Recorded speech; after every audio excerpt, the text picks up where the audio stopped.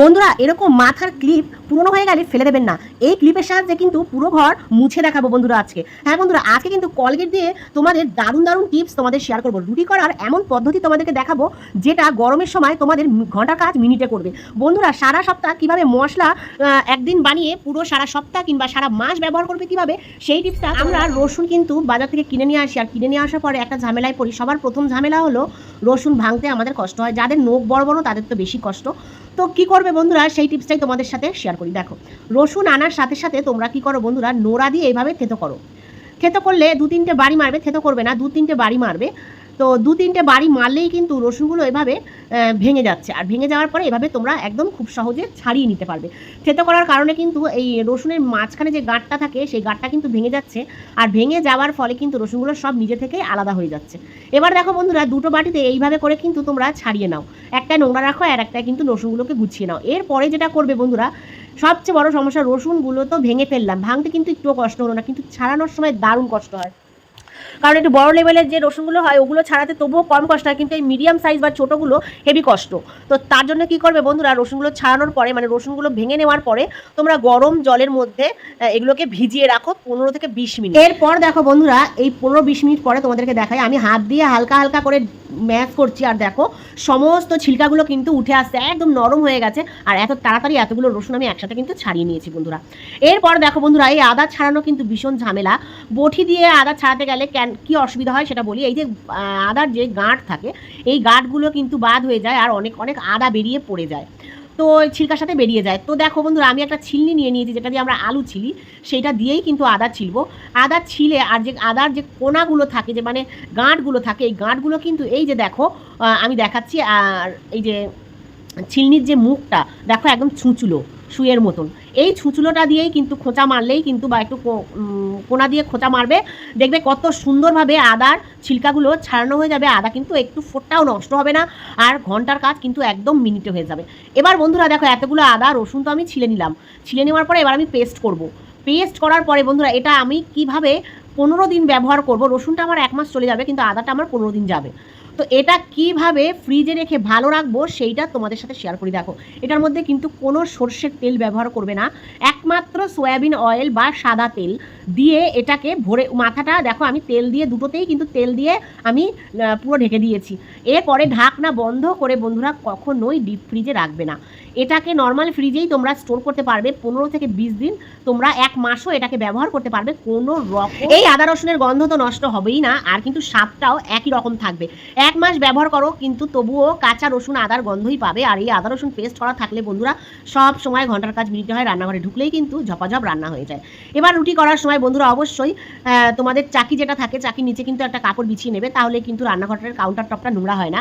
এবার তোমাদের সাথে একটা নতুন পদ্ধতির রুটি বানানোর শেয়ার করবো, যেটা তোমরা বাড়িতে তো ব্যালন চাকি থাকে, তোমরা করতেই পারো, কিন্তু কখনো যদি মেসে যাও বা কোথাও ঘুরতে যাও, তখন যদি ব্যালন চাকির সাথে না থাকে, ব্যালন চাকি ছাড়া কীভাবে রুটি করবে সেটা তোমাদের দেখাই। দেখো, আটাটা মেখে নেওয়ার পরে এরকম কিচেন স্ল্যাব তো থাকেই, কিচেন স্ল্যাবের মধ্যে কিন্তু এরকম থালা দিয়ে হাত দিয়ে কিন্তু ভালো করে চাপতে হবে, আর সাথে কিন্তু অবশ্যই একটু বেশি করে আটা দিতে হবে, না হলে কিন্তু ঘুরবে না রুটিটা। এইভাবে থালা দিয়ে হালকা হাতে চেপে নেবে বন্ধুরা, দেখবে রুটিটা কিন্তু বেশ গোল হবে। এবার যদি তোমরা মনে করো একটু টেরা বেঁকা রয়েছে, বেশি গোল করার প্রয়োজন, তখন কিন্তু একটা টিফিন বক্স, যে কোনো গোল টিফিন বক্স একটু বড় মাপের দিয়ে এরকম হাত দিয়ে হালকা বাড়ি মারবে বন্ধুরা, দেখবে কাটিং হয়ে যাবে রুটিটা, আর খুব সুন্দর গোল হয়ে যাবে। যে টেরা বেঁকা রুটিটা ছিল সেই রুটিটা কিন্তু গোল হয়ে যাবে। তো কোনো জায়গায় যাবে যখন তোমরা ঘুরতে, ব্যালন চাকি ছাড়া কিন্তু তোমরা সুন্দরভাবে রুটি করতে পারবে। সেই টিপসটা তোমাদেরকে কিন্তু আজকে বলে দিলাম। বিশেষ করে মেসে যারা থাকো তাদের জন্য কিন্তু এই টিপসটা। আর কোথাও ঘুরতে গেলে সেখানে যদি রুটি খাবার মন চায়, তোমরা কিন্তু এইভাবে ব্যালন চাকি ছাড়া রুটি বানিয়ে খেতে পারবে। তো টিপসটা কেমন লাগলো অবশ্যই জানাবে। এবার দেখো বন্ধুরা, তোমাদের সাথে শেয়ার করি, সুই একটা বা দুটো বা 10টা, যে কটাই থাকুক না কেন, সারা জীবনের মতন সুই ব্যবহার করতে পারবে। সেই টিপসটা তোমাদেরকে আজকে বলি। সুই কিন্তু বছর বছর কিনতে হবে না। কিভাবে দেখো, এই সুইটাকে বছরে বা 6 মাসে একবার এটা করবে। এই যে দেখো, নারিকেল তেল মাখিয়ে নেবে, আর মাখিয়ে নেওয়ার পরে কি করবে বন্ধুরা, সুই কিন্তু বন্ধুরা একটা যেমন কাজের জিনিস আর তেমন ক্ষতির জিনিস। এই সুইয়ের দ্বারা কিন্তু অ্যাক্সিডেন্টও ঘটতে পারে, মানুষের বিপদ ঘটতে পারে। বাচ্চাদের হাতে কখনো যেন এই সুই না লাগে বন্ধুরা, বাচ্চাদের হাতে সুই লাগলেই কিন্তু বিপদ। তো তোমাদেরকে এমন একটা টিপস আমি শেয়ার করবো, সেটা যদি তোমরা একবার দেখো তোমরাও ভাববে যে না, এটা সত্যি কার্যকরী টিপস। এখানে ওখানে সুই গুজে না রেখে এরকম সুইয়ের মধ্যে হালকা নারিকেল তেল মাখিয়ে, এই যে দেখো রিফিল যুক্ত পেন যেগুলো আমরা ব্যবহার করি, রিফিলটা যখন শেষ হয়ে যায় অনেক সময় কী করি, আমরা পেনটা ফেলে দিই। তো রিফিল শেষ হয়ে গেলে পেনটা কখনোই ফেলবে না, এরকম একটা পেন কালেক্ট করে নেবে। তারপরে এরকম ঢাকনা খুলে যতগুলো সুই ঘরের আছে প্রত্যেকটা সুই এরকম পেনের মধ্যে ঢুকিয়ে দেবে বন্ধুরা। আর পেনের মধ্যে সুই ঢুকিয়ে দিলেই পরে কিন্তু তোমরা বাচ্চাদের হাত থেকে এই সুইকে বাঁচাতে পারবে। সুই কিন্তু বেঁচে যাবে আর বাচ্চাদের ক্ষতির থেকেও বাচ্চারা বেঁচে যাবে। তো টিপসটা কেমন লাগলো অবশ্যই কমেন্টের মাধ্যমে জানাবে। এবার দেখো বন্ধুরা, চলে আসি আর একটা টিপস নিয়ে। চশমা কিন্তু বন্ধুরা এটা সবার হয়, আমারও হয়।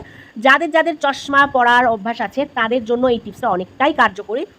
দেখো, চশমায় স্ক্র্যাচ পড়ে যায় বন্ধুরা প্রায় সময়। তো স্ক্র্যাচটা কীভাবে ভালো করবে, কীভাবে ঠিক করবে সেই টিপসটা তোমাদের সাথে শেয়ার করি বন্ধুরা। দেখো, কলগেট লাগিয়ে দেবে চশমার মধ্যে আর দুটো টিস্যু নিয়ে নেবে। টিস্যু যদি ঘরে না থাকে বন্ধুরা, দেখবে কখনো খেতে যাও রেস্টুরেন্টে আর টিস্যু তোমাদের দেয়, তখন কিন্তু টিস্যুগুলো তোমরা কী করো, বেকার ফেলে দিয়ে চলে আসো। তো যেগুলো ভালো টিপস মানে ভালো টিস্যু থাকে সেগুলো কিন্তু তোমরা ব্যাগে ভরে নিয়ে আসতে পারো আর সেগুলো ঘরে জমা করে রেখে দিতে পারো। আর ওই টিস্যুগুলো দিয়ে এরকম চশমা কলগেট লাগিয়ে মুছে নাও। দেখো, চশমার স্ক্র্যাচ দূর হবে, চশমায় যত ময়লা আছে পরিষ্কার হয়ে যাবে। এবার দেখো, যাদের বাড়িতে ছোট বাচ্চা, ঠিক আছে, প্রতিদিন বোতল ফোটানো কিন্তু বন্ধুরা সম্ভব না, আর এই বোতলের মধ্যে কিন্তু গন্ধ হয়ে যায়। তো কী করবে তোমাদের সাথে শেয়ার করি, দুটো টিস্যু ভরে নেবে বোতলের মধ্যে, মানে দুটো টিস্যু পেপার এরকম ভরে নেবে আর নিয়ে নেবে হাফ চামচ মতন কলগেট। নিয়ে ভালো করে ঝাঁকানাকা করবে বন্ধুরা। ঝাঁকানাকা করতে করতেই কিন্তু এই ভিতরে যত ময়লা আছে সব ময়লা কিন্তু এই ঝাঁকানাকার সাথেই বেরিয়ে যাবে, ঠিক আছে। এবার এই টিস্যু দিয়ে কিন্তু ভালো করে নিফিলটাকে আর নিফিলের ঢাকনাটাকে ভালো করে মেজে ঘষে ধুয়ে কিন্তু তোমরা ব্যবহার করতে পারো বাচ্চাদের জন্য। দেখো বোতলটা কত সাইন করছে আর কত পরিষ্কার হয়েছে, একটুও গন্ধ নেই। তো টিপসটা কিন্তু তোমরা বাড়িতে এটা অবশ্যই যে কোনো বোতলের সাথেও করতে পারো, বোতলে গন্ধ থাকলে এইভাবে দূর করতে পারো। একদিন দুদিন ছাড়া ছাড়া কিন্তু বোতল অবশ্যই পরিষ্কার করবে বন্ধুরা। বোতলের নিফিল বা বোতলে যদি নোংরা থাকে তাহলে বাচ্চাদের কিন্তু ডায়রিয়া হয় বা পেটের সমস্যা হয়। তোমরা কিন্তু এই জিনিসটা অবশ্যই মারা ফলো করবে বাচ্চাদের। বোতল কিন্তু প্রতিদিন ধোবে।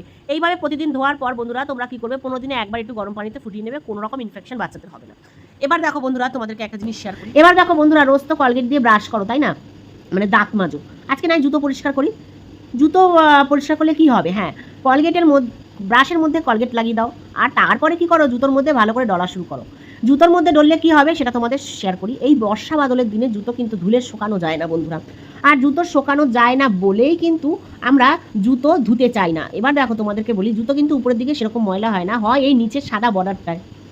তো এই বর্ডারটা কীভাবে পরিষ্কার করবো সেটা তোমাদেরকে দেখায়। একটা পুরোনো ব্রাশের মধ্যে কলগেট ভরে নেবে আর তার মধ্যে জুতোর মধ্যে ভালো করে ঘষা মাজা ডলাডলি শুরু করবে। এবার ঘষা মাজা ডলাডলি হতে হতে দেখবে সমস্ত ময়লা উঠে যাবে। এইভাবে কিন্তু বন্ধুরা বর্ষার দিনে তোমরা জুতো পরিষ্কার করে নিতে পারো। দেখো, এমনি যদি ধুতাম সার্ফ সাবান দিয়ে তাহলে কিন্তু পুরো জুতোটা ভিজে যেত আর রোদ্দুরে শুকাতো না, কিন্তু এইভাবে ধোয়াতে পুরো জুতো ভিজছে না, নিচের শোলটাই কিন্তু ভিজছে। আর দ্বিতীয় কথা হলো বন্ধুরা, জুতো কিন্তু প্রত্যেক দিন ধোয়ার কোনো দরকার হয় না। জুতো এরকম মাঝে মাঝে কিন্তু এরকম সার্ফ দিয়ে ধুই আর প্রতিদিন 2 দিন 3 দিন ছাড়া ছাড়া এইভাবে কলগেট দিয়ে পরিষ্কার করে নেবে বন্ধুরা। নিচের যে জুতোর পাটটা আছে এটা কোনো দিনই খারাপ হবে না, সবসময় গ্লেজ থাকবে। এবার তোমাদেরকে দেখাই, দেখো দুটো জুতোর মধ্যে ডিফারেন্স কতটা। এই বাঁ দিকের জুতোটা মনে হচ্ছে নতুন, ডান দিকেরটা মনে হচ্ছে পুরনো। তো দেখো, এইভাবে জুতো কিন্তু ডিফারেন্স দেখিয়ে দিলাম তোমাদের। এবার তোমাদের সাথে শেয়ার করি, বর্ষার দিনে বন্ধুরা ছাতা তো আমরা রোজ ব্যবহার করি।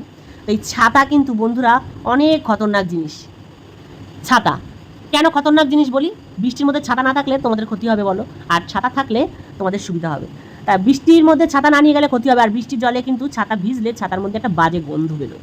এবার এই গন্ধ কিভাবে দূর করবে, এই গন্ধ দূর করার জন্য কিন্তু ট্যালকাম পাউডার ব্যবহার করতে হবে। যে কোনো সেন্টেড পাউডার, ছাতাটাকে যখন ভিজিয়ে আনবে, ছাতাটা শুকিয়ে গেলে এরকম ট্যালকাম পাউডার দিয়ে, যে কোনো সুগন্ধি পাউডার দিয়ে কিন্তু বন্ধুরা এই ছাতাটাকে রেখে দিতে হবে। এতে কি হবে, ছাতার মধ্যে যে ভ্যাপসা গন্ধটা, এই গন্ধটা কিন্তু থাকবে না। তোমরা বাইরে থেকে যখন আসবে ছাতাটাকে অবশ্যই শুকিয়ে নেবে আর তারপর এরকম পাউডার দিয়ে ব্যাগে ভরে রাখবে। পরের দিন অফিসে যাওয়ার সময় কিন্তু এই ছাতা দিয়ে বাজে গন্ধ বেরোবে না আর এর গন্ধে কিন্তু ব্যাগে গন্ধ হবে না।